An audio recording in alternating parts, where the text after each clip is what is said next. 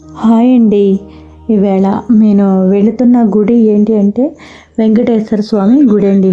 ఎక్కడ అనుకుంటున్నారా? గోకవరం దగ్గర ఐపోలవరం అండి. ఊరైతే మాత్రం చిన్న పల్లెటూరు, కాకపోతే ఏంటంటే అల్లూరి సీతారామరాజు గారి మండలంట. గుడి అయితే మాత్రం సేమ్ తిరుపతి ఎలా ఉందో అలాగే ఉంది. మేము వెళ్ళాము, దర్శనం చేసుకున్నాము. వెళ్ళడం అయితే మాత్రం ఇదే మొదటిసారి అండి. ఆ విగ్రహాన్ని చూస్తే మాత్రం మళ్ళీ తిరిగి రారండి ఎవరును, ఎందుకంటే చూస్తూనే ఉండాలనిపించేస్తుంది. నాకైతే అలాగే అనిపించింది.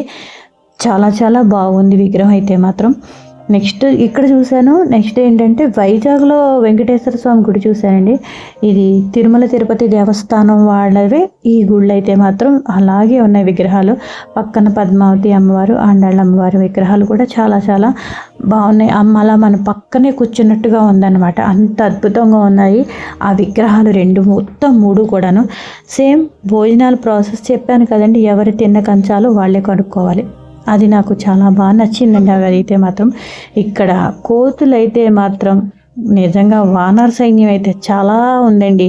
కానీ మనం వెళ్ళేటప్పుడు దారిలో, ఇప్పుడు ఈ వీడియో ఎవరైనా చూస్తే దయచేసి దారిలో ఉన్న కోతులు అయితే మాత్రం చాలా ఉన్నాయండి.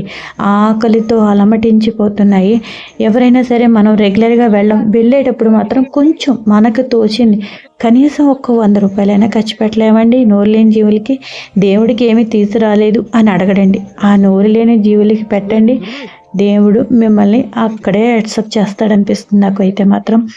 ఆ దేవుడి బ్లెస్సెస్ ఎప్పుడు ఉంటాయండి మనకి. ఆ విధంగా నోరు లేని వాటికి పెడితేను నాకు అనిపించింది, మీకు చెప్తున్నాను. ప్లీజ్ మీకు అలాంటి హెల్ప్ ఏదైనా ఉంటే, చిన్న హెల్ప్ అలాంటివి చేయండి. నోరు లేని వాటికి ఏదో ఒకటి దారి పొడుగునా ఉన్నాయండి, మనం కోరుకున్న దాటిన దగ్గర నుంచి ఉన్నాయి. ప్లీజ్ హెల్ప్ చేయండి. ఈ తిరుమల తిరుపతి దేవస్థానం వాళ్ళు ఎక్కడున్నా సరే సేమ్ తిరుపతిలో గుడిలు ఎలా ఉన్నాయో అలాగే ఉన్నాయండి ఈ గుళ్ళు అన్నీ కూడాను. కానీ మనం ఎప్పుడైనా సరే ఒక్కరోజు, శనివారం అయినా సరే ఆదివారం అయినా సరే, చూడతగ్గ ప్రదేశాలు ఏమైనా ఉన్నాయంటే ఇలాంటి చిన్న చిన్నవైనా సరే ఒకసారి వెళ్ళి తీరాలి. నడకదారి అంటూ ఏమీ ఉండదండి. కొండ మీదకి డైరెక్ట్గా కార్లు వెళ్ళిపోతాయి, ఆటోలు వెళ్ళిపోతాయి అనమాట. నడక అనేది అస్సలు లేదు. ప్లస్ సేమ్ వైజాగ్లో లాగే ఏదైనా సరే మనకి దేవుడి దర్శనం చాలా బాగా అవుతుంది, ప్రశాంతంగా ఉంటుంది, పీస్ఫుల్గా ఉంటుంది. సేమ్ తిరుపతి మనం ఎక్కుతుంటే ఉన్న అనుభూతి కలిగింది నాకైతే మాత్రం. వీడియో అయితే మాత్రం లోపలికి ఎన్నో చేయనివ్వలేదు. తిరుపతిలో విగ్రహం వెంకటేశ్వర స్వామి ఎలా ఉన్నారో అలాగే ఉందండి. దేవస్థానం దద్దోజనం అయితే పెట్టారండి, ప్రసాదం అదిరిపోయిందండి.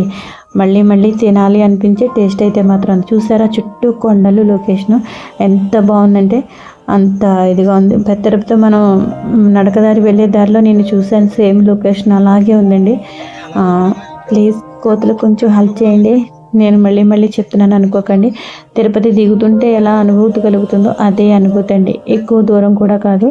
రాజమండ్రి నుంచి కరెక్ట్గా 18-20 కిలోమీటర్లు అంతేనండి, అంతకన్నా ఎక్కువ కాదు. బస్సులు కూడా సౌకర్యం ఉన్నది.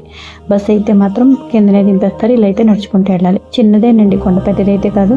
దర్శనం అయితే చేసుకోవచ్చు. ప్లీజ్ దేవుడికి ఈ విధంగా మనం అప్పుడప్పుడు తిరుపతి వెళ్ళకపోయినా ఈ అనుభూతి ఎక్కడైనా వెళ్ళి పొందుదాం కదండి.